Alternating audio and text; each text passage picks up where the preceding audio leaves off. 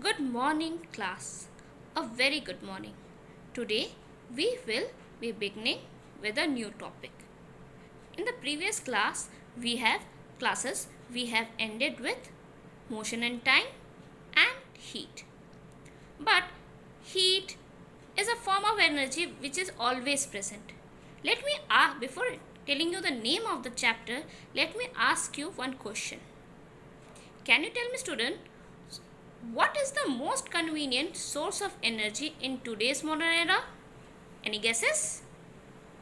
Yes, the first and foremost answer which will come in your mind is electricity. Electricity has a very important role because it is used to run many electrical appliances like an electric bulb, television, a stereo system, refrigerator, washing machine, computers, etc. And we cannot think our life without making the use of electricity. So, my dear students, we are going to study chapter number 16, electric current and its effect. Electricity is produced at power station from where it is brought to our homes through the thin wires and electric poles, networks or underground cables. So, we can say or define electric current as? Yes, we can define electric current as the flow of electricity through a conductor. Actually, in everyday life, the word electricity and electric current are used in the same sense. Do you know? Beside this, do you know there is another source of electricity, that is which you see in your daily life? You have observed also? Yes, that is electric cell or battery. Now, in order to obtain electricity from a cell or battery, we have to connect it into a circuit. So, let's study about the electric circuit. But another question will come in your mind. What is an electric circuit? For this, my dear students, you require a cell, a bulb and a switch, and we will study. So, for you, I have made a figure. Dear student, observe the figure properly and listen to the explanation which I am giving. First of all, what is an electric circuit? A continuous conducting path that consists of wires, bulb, switch between the two terminals of a cell. You can see there are two terminals, positive and negative terminal. So, and flow along with an terminals of a cell or battery along with the electric current flows. So, I am repeating the definition again. A continuous conducting path that is consisting of wires, bulbs, switch between the two terminals of a cell or battery along with an electric current flows is known as electric circuit. Now, let's understand the figure which I have shown you. Now, let's take a cell.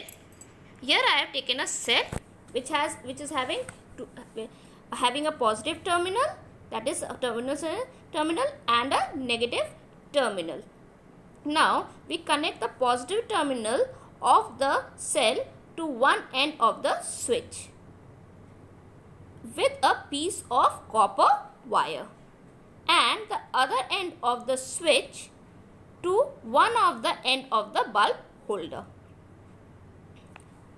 The negative terminal of the cell is connected directly to the other end of the bulb holder.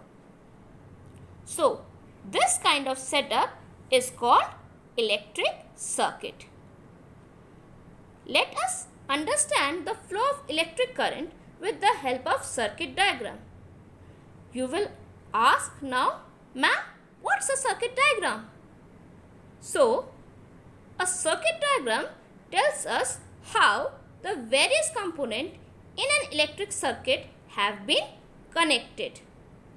And by using the electric symbols of the component, means we will use a symbol for cell, a symbol for switch, a symbol for bulb to show the connection in the circuit diagram. Before that, I will tell you what symbol stands for what. The first symbol which I am showing you is the symbol of cell. Here you can see I have made a cell, single cell, and it's showing a plus and minus. Now if you observe this symbol, there is a long stick and a short stick. The long stick stands for positive terminal and the short sticks for my negative terminal. So this is a symbol for electric cell. Then the next thing is the switch. When we switch on the switch, the flap you can see here, the line connecting the two dots is joining the two. The two dots are joined with a line, and we say it's in a on position. When the switch is on, the symbol is in this manner. But the flap opens when the switch is in off position. Again, the bulb has two symbols. First symbol shows the bulb is off, that is, and the second symbol shows the bulb is on. So we are just using the symbol of filament and drawing a circle. So if in the first figure it's showing off and in the second figure it's showing on. In the previous class, students, you have learned what's a battery. In simple words, we can say battery is a combination of number of cells. So we have the symbol for battery is we connect many symbols of cell together by a series of plus minus and plus minus, so on. So now we can move ahead with our topic. So just now we have discussed two conditions, when the switch is on and when the switch is off. Obviously, when the switch is on, the bulb will glow, and the switch is off, the bulb will not glow. Let's see in the circuit diagram what is happening actually. This is a circuit diagram which shows the bulb is in on position, switch is in on position, and the bulb is glowing. So when the bulb glows in an electric circuit, when the switch is closed, you can see the flap is closed and the circuit is closed and switch is said to be in on position. And when the switch is in a circuit is in open, you can see the flap is open, then the switch is said to be in off position. So in an electric circuit, a bulb lights up only when the switch is in on position, and at the same time we can say that the electric circuit is complete because the current flows throughout the circuit instantly. There is another condition also when the bulb does not glow. Even when the switch is in on position, most of the time you have observed. It can only occur if the filament of the bulb gets broken. That is, this part of the bulb gets broken. Previously I have used the word battery. Let's understand it in detail. The common source of electricity to run the number of devices is an electric cell. But sometimes, my dear students, a single cell is not sufficient to run many devices, as they require high voltage to run all these appliances. The cell provides much less electricity as compared to that provided by an electric supply line. Since the higher voltage can be obtained by containing a number of cells in series, means in a single line, series, that is, a positive terminal is connected to the negative terminal of other cell. Again, a positive terminal connected to the negative terminal of the cell, and so on.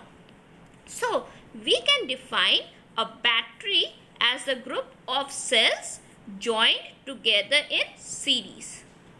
You have observed the series battery panel of the TV remote? Yes, if you have not, just open and see. Cells are not connected in series but kept parallel to each other. But we study that how come if they are kept parallel, how they are connected in series. So what happens? They are kept in such a manner that the positive terminal of one cell is connected to the negative terminal of the other, and this combination is also known as battery. Thus, we conclude if we combine two cells by keeping the terminal of one cell in contact with positive terminal, as shown in this figure, we are connecting positive terminal, or we connect the negative terminal of two cells together, that is connecting one negative terminal to the other negative terminal of the cell, the battery will not be obtained. So it is compulsory that we connect one positive terminal of one cell with the negative terminal of the other cell to get a battery. Hope the next